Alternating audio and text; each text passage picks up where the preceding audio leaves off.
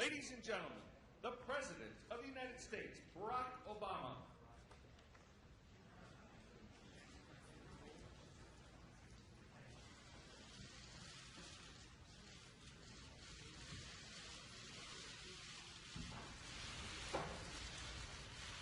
Good afternoon, everybody. Please be seated. As I think everyone knows by now, this first U.S.-Africa Leaders Summit has been the largest gathering we've ever hosted with African heads of state and government, and that includes about 50 motorcades. So I want to begin by thanking the people of Washington, D.C. for helping us host this historic event, and especially for their patience with the traffic. As I've said, this summit reflects the reality that even as Africa continues to face great challenges, we're also seeing the emergence of a new, more prosperous Africa. Africa's progress is being led by Africans, including leaders here today. I want to take this opportunity again to thank my fellow leaders for being here. Rather than a lot of prepared speeches, our sessions today were genuine discussions, a chance to truly listen and to try to come together around some pragmatic steps that we can take together. And that's what we've done this week. First, we made important progress in expanding our trade. The $33 billion in new trade and investments that I announced yesterday will help spur African development and support tens of thousands of American jobs. With major new commitments to our Power Africa initiative, we've tripled our goal and now aim to bring electricity to 60 million African homes and businesses. And today I reiterated that we'll continue to work with Congress to achieve a seamless and long-term renewal of the African Growth and Opportunity Act. We agreed that Africa's growth depends, first and foremost, on continued reforms in Africa by Africans. The leaders here pledged to step up efforts to pursue reforms that attract investment, reduce barriers that stifle trade, especially between African countries, and to promote regional integration. And as I announced yesterday, the United States will increase our support to help build Africa's capacity to trade with itself and with the world. Ultimately, Africa's prosperity depends on Africa's greatest resource, its people. And I've been very encouraged by the desire of leaders here to partner with us in supporting young entrepreneurs, including through our Young African Leaders Initiative. I think there's an increasing recognition that if countries are going to reach their full economic potential, then they have to invest in women, their education, their skills, and protect them from gender-based violence. And that was the topic of conversation this afternoon. And this week, the United States announced a range of initiatives to help empower women across Africa. Our new Alliance for Food Security and Nutrition continues to grow, aiming to lift 50 million Africans from poverty. In our fight against HIV/AIDS, we'll work with 10 African countries to help them double the number of their children on life-saving antiretroviral drugs. And even as the United States is deploying some of our medical first responders to West Africa to help control the Ebola outbreak, we're also working to strengthen public health systems, including joining with the African Union to pursue the creation of an African Centers for Disease Control. I also want to note that the American people are renewing their commitment to Africa. Today, Interaction, the leading alliance of American NGOs, is announcing that over the next 3 years, its members will invest $4 billion to promote maternal health, children's health, and the delivery of vaccines and drugs. So this is not just a government effort, it is also an effort that's spurred on by the private sector. Combined with the investments we announced yesterday and the commitments made today at the symposium hosted by our spouses, that means this summit has helped to mobilize some $37 billion for Africa's progress on top of, obviously, the substantial efforts that have been made in the past. Second, we address good governance, which is a foundation of economic growth in free societies. Some African nations are making impressive progress, but we see troubling restrictions on universal rights. So today was an opportunity to highlight the importance of rule of law, open and accountable institutions, strong civil societies, and protection of human rights for all citizens and all communities. And I made the point during our discussion that nations that uphold these rights and principles will ultimately be more prosperous and more economically successful. In particular, we agreed to step up our collective efforts against the corruption that costs African economies tens of billions of dollars every year, money that ought to be invested in the people of Africa. Several leaders raised the idea of a new partnership to combat illicit finance, and there was widespread agreement. So we decided to convene our experts and develop an action plan to promote the transparency that is essential to economic growth.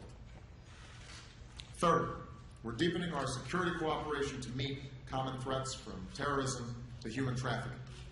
We're launching a new security governance initiative to help our African countries continue to build strong professional security forces to provide for their own security. And we're starting with Kenya, Niger, Mali, Nigeria, Ghana, and Tunisia.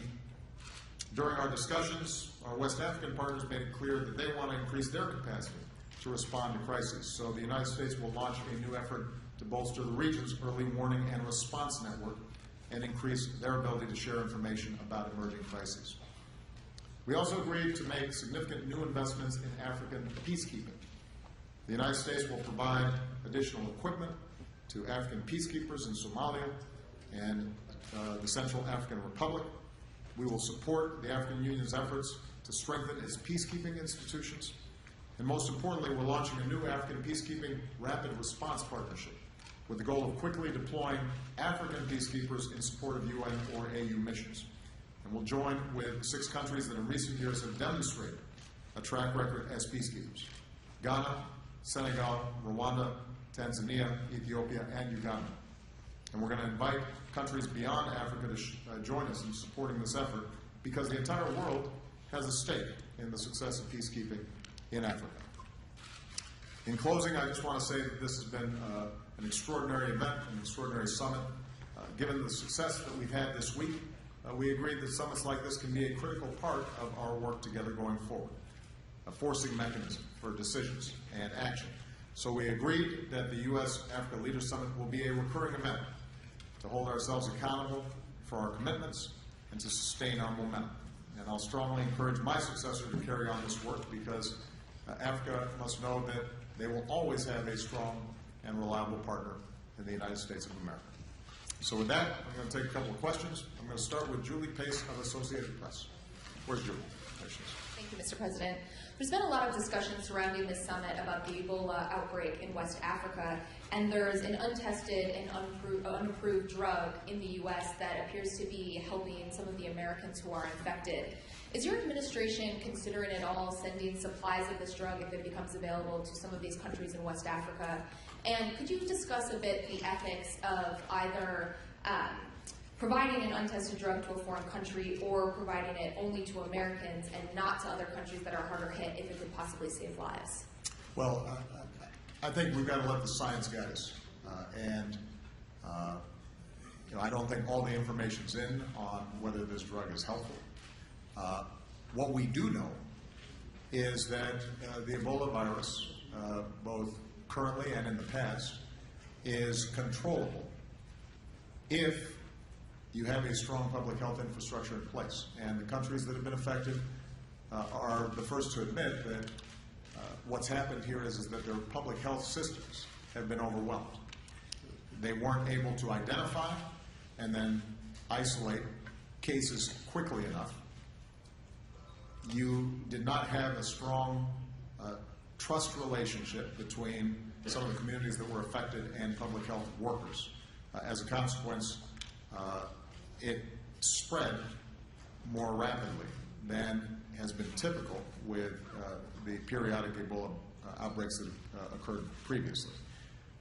But despite, obviously, the extraordinary pain and hardship of the families and persons who've been affected, and despite the fact that we have to take this very seriously, it is important to remind ourselves this is not an airborne disease. This is one that can be controlled and contained very effectively if we use the right protocols. So what we've done is to make sure that we're surging not just U.S. resources, but we've reached out to European partners and partners from other countries, working with the WHO. Let's get all the health workers that we need on the ground. Let's help to bolster the systems that they already have in place.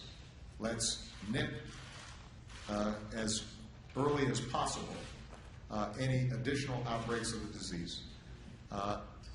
And then, during the course of that process, I think it's entirely appropriate for us to see if there are additional drugs or medical treatments that can improve the survivability of what is a very deadly and obviously brutal disease. So we're focusing on the public health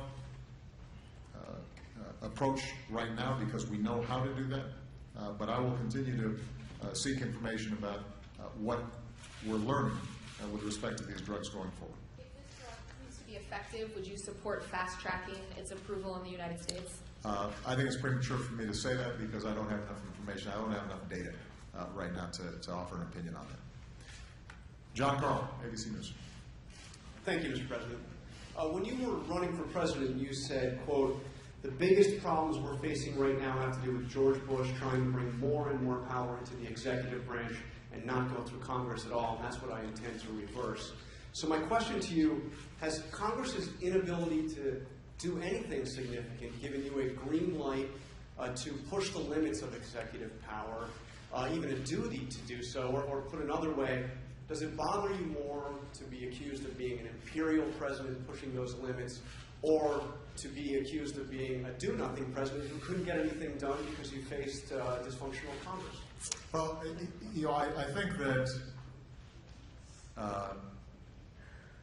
I never have a green light. I'm bound by the Constitution. I'm bound by separation of powers. There's some things we can't do. Congress has the power of the purse, for example.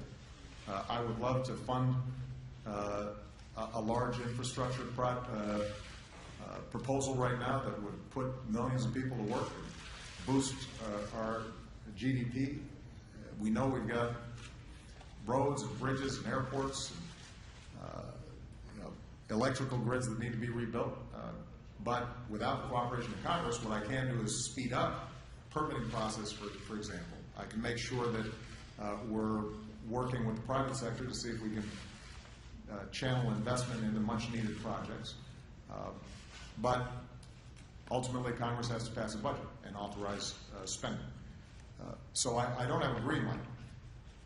What I am consistently going to do is wherever I have the legal authorities to make progress on behalf of middle-class Americans and folks working to get into the middle class, whether it's by making sure that federal contractors are paying a fair wage to their workers, making sure that women have the opportunity to make sure that they're getting paid the same as men for doing the same job, where I have the capacity to expand some of the student loan programs that we've already put in place so that repayments are a little more affordable for college graduates.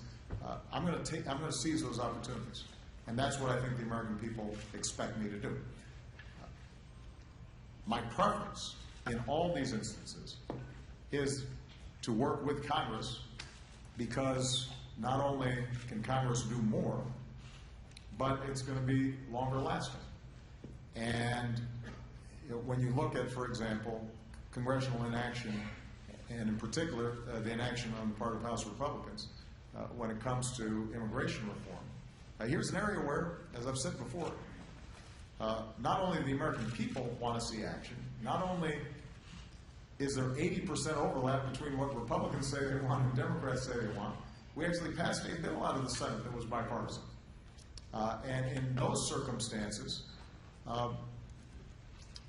what the American people expect is that despite the differences between the parties, there should at least be the capacity to move forward on things we agree on. And that's not what we're seeing right now. So in the face of that kind of dysfunction, what I can do is scour our authorities to try to make progress. And we're going to make sure that every time we take one of these steps that we are working within the confines of my executive power. But I promise you the American people don't want me just standing around twiddling my thumbs and waiting for Congress to get something done. Even as we take these executive actions, I'm going to continue to reach out to Democrats and Republicans, to the Speaker, to the leadership on both sides and in both chambers to try to come up with formulas where we can make progress, even if it's incremental. Do you believe you have the power to grant work permits to those who are here illegally, as some of your supporters have suggested? What I certainly recognize with respect to immigration reform, and I've said this in the past, is that we have a broken system. It's under-resourced, and we've got to make choices in terms of how we allocate personnel and resources. So if I'm going to, for example, send more immigration judges down to the border to process some of these unaccompanied children that have arrived at the border, then that's coming from someplace else, and we're going to have to prioritize. That's well within our authorities and prosecutorial discretion. My preference would be an actual comprehensive immigration law, and we already have a bipartisan law that would solve a whole bunch of these problems. Until that happens, I'm going to have to make choices. That's what I was elected to do. Margaret Teller, Bloomberg. Thank you, Mr. President. Along the lines of executive authority, Treasury Secretary Jack Lew has previously said that the executive branch of government doesn't have the authority to slow or stop corporate inversions, the practice that you have called distasteful, unpatriotic, etc. But now he is reviewing options to do so, and this is an issue that a lot of businesses, probably including some of the ones who are paying a lot of attention to this summit, are interested in. So what I wanted to ask you was, what prompted this apparent reversal? What actions are now under consideration? Will you consider an executive order that would limit or ban such companies from getting federal contracts? And how soon would you like to see Treasury act given Congress's schedule? Just to review why we're concerned here. You have accountants going to some big corporations, multinational corporations, but that are clearly U.S. based and have the bulk of their operations in the United States. And these accountants are saying, you know what, we found a great loophole. If you just flip your citizenship to another country, even though it's just a paper transaction, we think we can get you out of paying a whole bunch of taxes. Well, it's not fair. It's not right.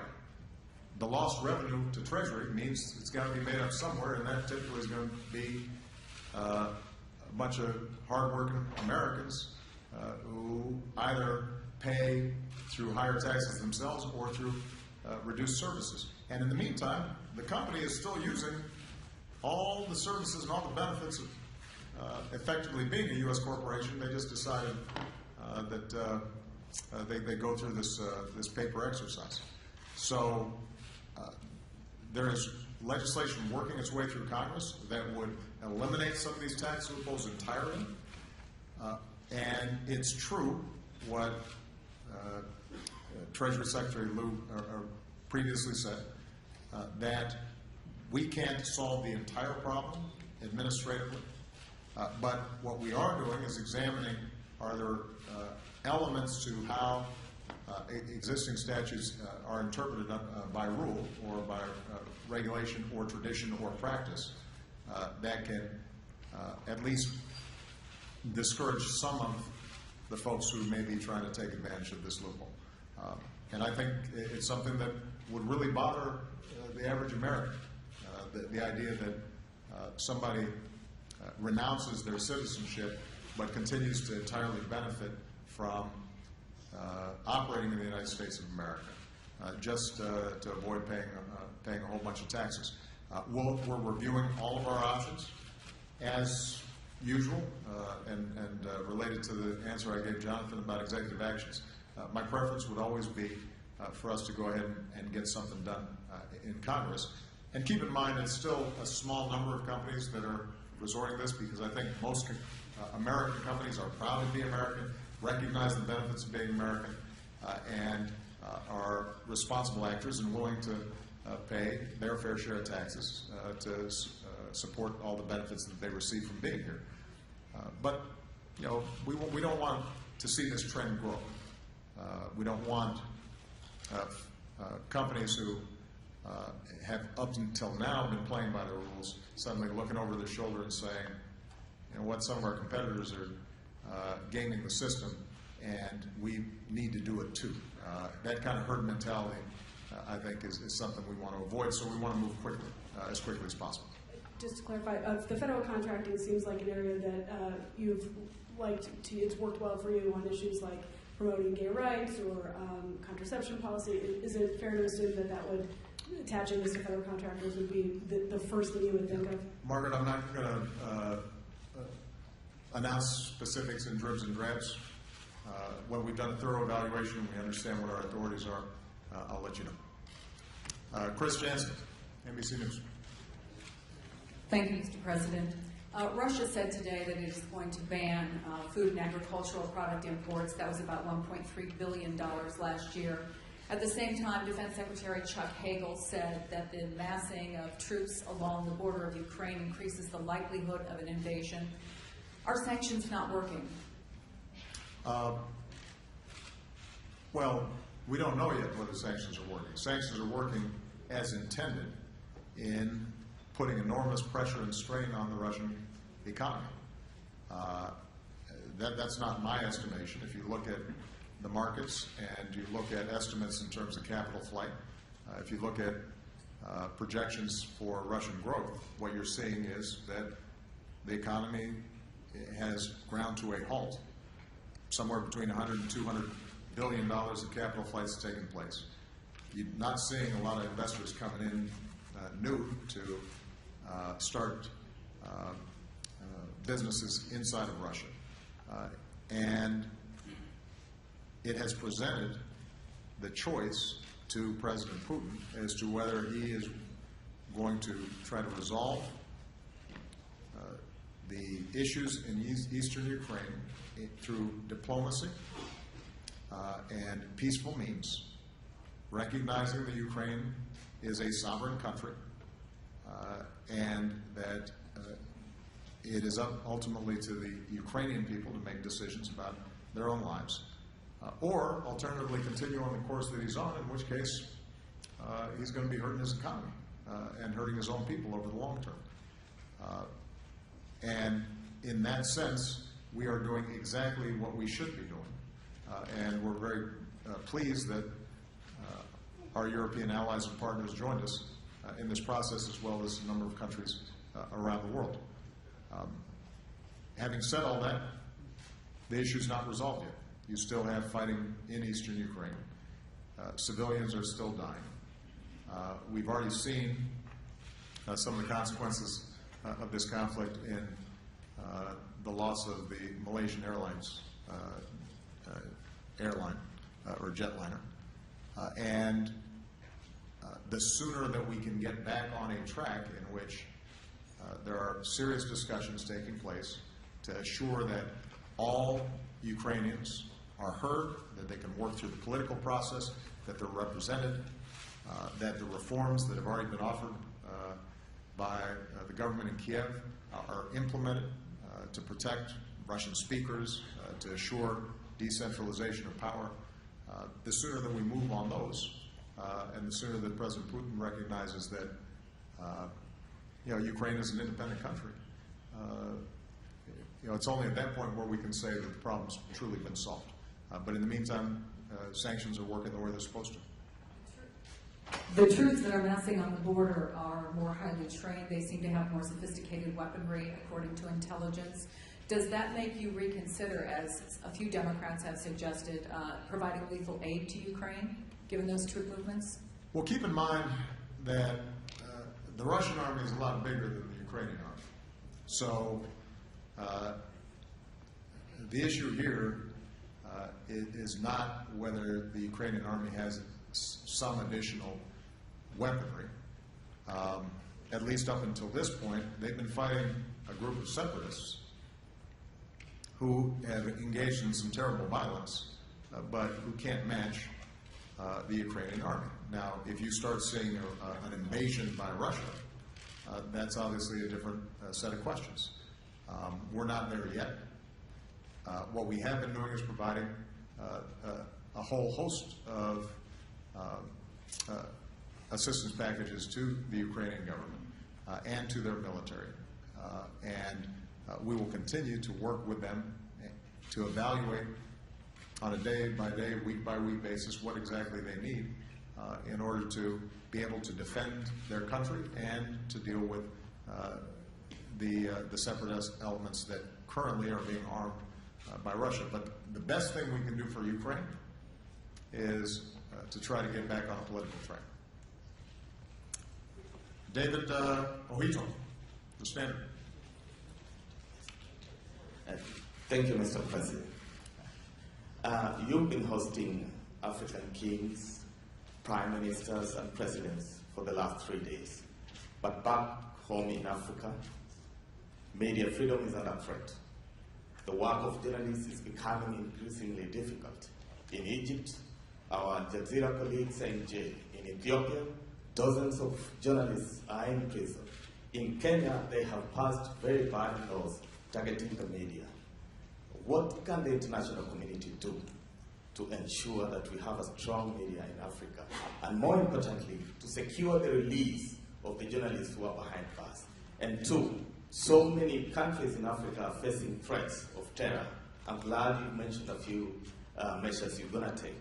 But what can the international community do also to neutralize terror threats in Mali, Cameroon, Nigeria, Kenya? Could that be the reason you have skipped Kenya in your visits to Africa? Thank you. I'm sorry, what was the last part of the question? Could the terror threats be the reason you have skipped Kenya in your visits to Africa? Well, first of all, with respect to journalists and the media, the last session that we had on good governance emphasized that good governance means everybody has a voice, that government is transparent and thereby accountable. And even though leaders don't always like it, the media plays a crucial role in assuring people that they have the proper information to evaluate the policies that their leaders are pursuing.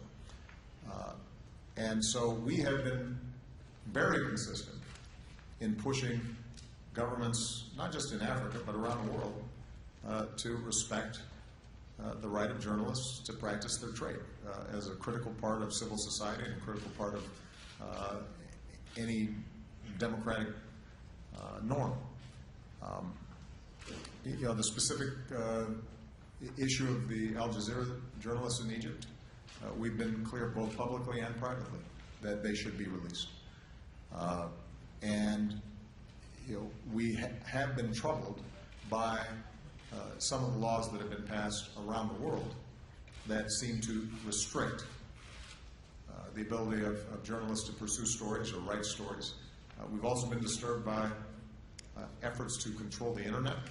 Part of what's happened over the last decade or two is that the new media, new technology, allow people to get information that previously would have never been accessible or only to a few specialists. And now people can punch something up on the internet and pull up information that's relevant to their own lives and their own societies and communities.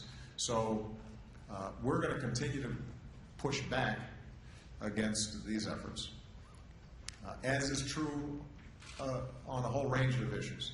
And I've said this in the past. Many times we will work with countries even though they're not perfect on every issue.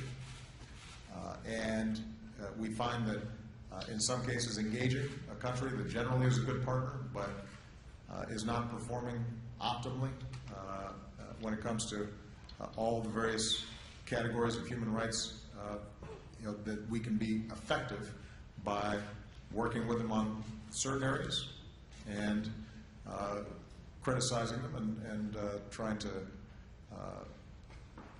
elicit improvements in other areas. And even among countries that generally have strong human rights records, there are areas where there are problems. That's true of the United States, by the way. So the good news, and we heard this in the summit, is that more and more countries are recognizing that in the absence of good governance, in the absence of accountability and transparency, that's not only going to have an effect domestically on the legitimacy of a government, it's going to have an effect on economic development and growth. Because, ultimately, in an information age, open societies have the capacity to innovate and educate and move faster and be part of the global marketplace more than closed societies do over the long term. I believe that. Now, with respect to terrorism, I think there's uniform concern of terrorist infiltration in many countries throughout Africa. Obviously, there's a concern that we have globally. A lot of the initiatives that we put forward were designed to partner so that countries, first and foremost, can deal with these problems within their own borders or regionally. And the United States doesn't have a desire to expand and create a big footprint inside of Africa. What we do want to make sure we can do is partner with the African Union, with ECOWAS, with individual countries to build up their capacity. And one of the encouraging things in the sessions was a recognition that fighting terrorism also requires security forces that are professional, that are disciplined, that themselves are not engaging in human rights violations, that part of the lesson that we've all learned about terrorism is that it is possible in reaction to terrorism to actually accelerate the disease if the response is one that alienates populations or particular ethnic groups or particular religions. And so the work that we're doing, including the security initiatives that I announced today, I think can make a big difference in that direction. It's not just a matter of us providing better equipment or better training. That's a part of it. But part of it is also making sure that these security forces and the intelligence operations are coordinated and professional, and they're not alienating populations. The more we do that, the more effective we can be. Last point I'll make is on good governance. One of the best inoculators against terrorist infiltration is a society in which everybody feels as if they have a stake in the existing order and they feel that their grievances can be resolved through political means rather than through violence. And so that's just one more reason why good governance has to be part of the recipe that we use for a strong, stable, and prosperous Africa. Last question, Jerome Cartilli. Thank you, Mr. President. Earlier today, Israeli Prime Minister described the Gaza operation as justified and proportionate. Do you agree with these two words? And Israel and Hamas seems to be at odds over prolonging the ceasefire. Are you hopeful the ceasefire, a true ceasefire can be achieved? And what exact role can the U.S. play in the current talks going on in Cairo? I have said from the beginning that no country would tolerate rockets being launched into their cities. And as a consequence, I have consistently supported Israel's right to defend itself, and that includes doing what it needs to do to prevent rockets from landing on population centers, and more recently, as we learned, preventing tunnels from being dug under their territory that can be used to launch terrorist attacks. I also think it is important to remember that Hamas acts extraordinarily irresponsibly when it is deliberately siting rocket launchers in population centers, putting populations at risk because of that particular military strategy. Now, having said all that, I've also expressed my distress at what's happened to innocent civilians, including women and children, during the course of this process, and I'm very glad that we have at least temporarily achieved a ceasefire. The question now is how do we build on this temporary cessation of violence and move forward in a sustainable way. We intend to support the process that's taking place in Egypt. I think the short-term goal has to be to make sure that rocket launches do not resume, that the work that the Israeli government did in closing off these tunnels has been completed, and that we are now in the process of helping to rebuild a Gaza that's been really badly damaged as a consequence of this conflict. Long term, there has to be a recognition that Gaza cannot sustain itself permanently, closed off from the world, and incapable of providing some opportunity, jobs, economic growth for the population that lives there, particularly given how dense that population is, how young that population is. We're going to have to see a shift in opportunity for the people of Gaza. I have no sympathy for Hamas. I have great sympathy for ordinary people who are struggling within Gaza. And the question then becomes, can we find a formula in which Israel has greater assurance that Gaza will not be a launching pad for further attacks, perhaps more dangerous attacks as technology develops into their country. But at the same time, ordinary Palestinians have some prospects for an opening of Gaza so that they do not feel walled off and incapable of pursuing basic prosperity. I think there are formulas that are available, but they're going to require risks on the part of political leaders. They're going to require a slow rebuilding of trust, which is obviously very difficult in the aftermath of the kind of violence that we've seen. So I don't think we get there right away. But the U.S. goal right now would be to make sure that the ceasefire holds, that Gaza can begin the process of rebuilding, and that some measures are taken so that the people of Gaza feel some sense of hope, and the people of Israel feel confident that they're not going to have a repeat of the kind of rocket launches that we've seen over the last several weeks. And Secretary Kerry has been in consistent contact with all the parties involved. We expect we will continue to be trying to work as diligently as we can to move the process forward. It is also going to need to involve the Palestinian leadership in the West Bank. I have no sympathy for Hamas. I have great sympathy for some of the work that has been done in cooperation with Israel and the international community by the Palestinian Authority. And they've shown themselves to be responsible. They have recognized Israel. They are prepared to move forward to arrive at a two-state solution. I think Abu Mazen is sincere in his desire for peace. But they have also been weakened, I think, during this process. The populations in the West Bank may have also lost confidence or lost a sense of hope in terms of how to move forward. We have to rebuild that as well.